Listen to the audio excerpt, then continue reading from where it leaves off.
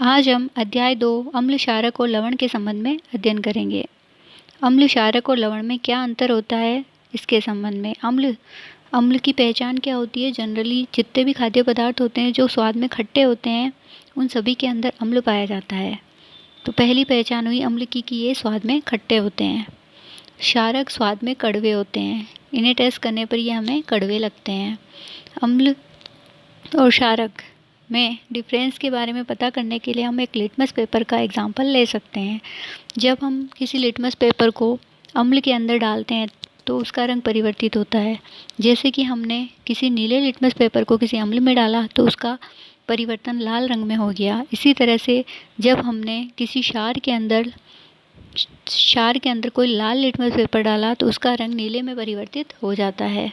इस तरह से हमें पता चल जाता है कि उस पदार्थ में अम्ल है या क्षार है।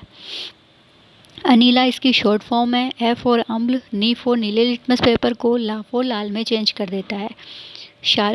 क्षारक में शालानी इसकी शॉर्ट फॉर्म है। क्षा फॉर क्षारक क्या करते हैं? लाल लिटमस पेपर को नीले में परिवर्तित कर देते हैं। लेकिन लवण जो होते हैं उनके ऊपर लिटमस पेपर के रंग का कोई प्रभाव नहीं पड़ता। मीन्स लिटमस पेपर के रंग में कोई परिवर्तन नहीं होता है क्योंकि ये उदासीन होते हैं। अम्ल का उदाहरण है जैसे कि लैक्टिक एसिड है, टार्टरिक एसिड है। लैक्टिक अम्ल जो होता है वो दूध में होता है। टार्टरिक एसिड होता है जो इमली में होता है। क्षारक का एग्जाम्पल साबुन है, अमोनियम हाइड्रोक्साइड है, ये सब क्षारक कहलाते हैं। सूचक क्या होते हैं? सूचक क्या करते हैं? रंग में परिवर्तन और घन में परिवर्तन के द्वारा ये हमें पदार्थ के बारे में बताते हैं कि कोई भी पदार्थ अम्ल है या क्षार है, इसका पता हमें सूचक से लग जाता है। दो तरह के सूचक होते हैं, एक प्राकृतिक होता है और एक संश्लेषित होता है। प्राकृतिक सूचक में जनरली हल्दी आती है और संश्लेषित सूचक के अंदर मेथिल ऑरेंज और फिनोफ्थेलिन आते हैं। ये सूचक क्या करते हैं? अलग अलग अम्ल और क्षारों के साथ में अलग अलग रंग प्रदर्शित करते हैं और इनके रंग परिवर्तन से हमें पता चल जाता है कि कोई पदार्थ अम्ल है या क्षार है। लिटमस, जो आपको बताया अभी लिटमस पत्र, उस लिटमस पत्र का विलयन भी बनाया जाता है। तो उस लिटमस विलयन के अंदर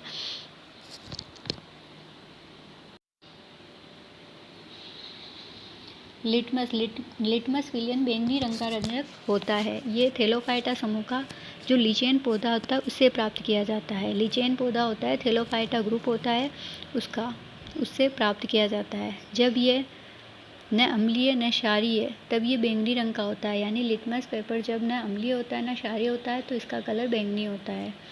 अम्ल क्षारक सूचक के उदाहरण के अंदर आते हैं जैसे लाल पत्ता गोभी है, हल्दी है, हाइड्रोजेनिया है, पेटूनिया है, जेरानिया है। ये सब क्या है? अम्ल क्षारक सूचक है। ये हमें किसी भी पदार्थ के अम्ल या क्षारक होने के बारे में जानकारी देते हैं। अम्ल और क्षारक की धातु से अभिक्रिया। अब हम अम्ल और क्षार की धातु से अभिक्रिया किस प्रकार से होती है, अम्ल और क्षार किस तरह से अभिक्रिया करते हैं और क्या उत्पाद के रूप में प्राप्त होता है, उसके संबंध में पढ़ेंगे। अम्ल, कोई सा भी अम्ल होता है जब किसी धातु से अभिक्रिया करता है तो वो लवण और हाइड्रोजन गैस देता है।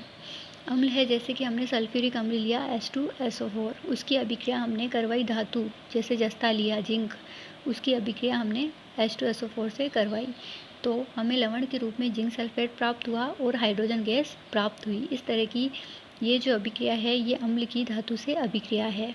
धातु क्या करते हैं? अम्लों से अभिक्रिया करते हैं और हाइड्रोजन के परमाणुओं का हाइड्रोजन गैस के रूप में विस्थापन करते हैं। जो हाइड्रोजन के परमाणु होते हैं उनको हाइड्रोजन गैस के रूप में ये विस्थापित कर देते हैं और एक यौगिक बनाते हैं जिसे कि लवण कहते हैं। इस तरह से अम्ल और धातु आपस में अभिक्रिया करके लवण और हाइड्रोजन गैस प्रदान करते हैं।